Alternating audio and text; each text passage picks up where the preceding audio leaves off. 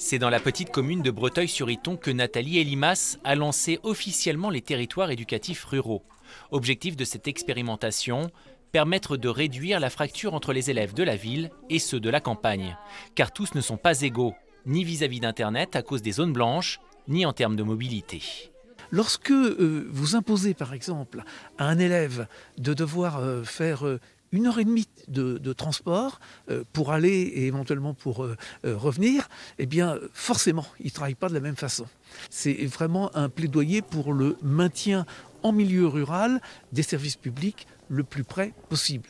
Le gouvernement a donc identifié 23 territoires éducatifs ruraux, dont 8 sur toute la Normandie, Breteuil-sur-Iton est l'un d'eux.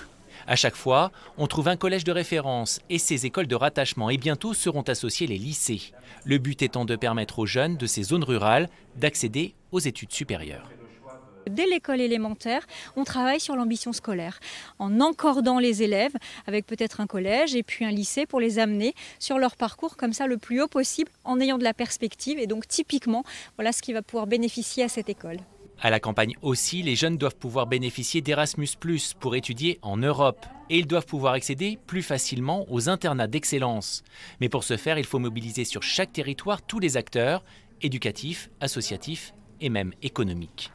Les territoires éducatifs ruraux, ce n'est pas une mesure supplémentaire, ça n'est pas un dispositif supplémentaire, c'est créer un écosystème qui soit favorable toujours plus à l'élève, puis aux jeunes et puis aux jeunes adultes sur tout son parcours scolaire et en dehors de son parcours scolaire pour qu'il soit accompagné le mieux possible. L'expérimentation doit durer 6 mois. Après évaluation, la ministre décidera ou non de l'étendre au plan national.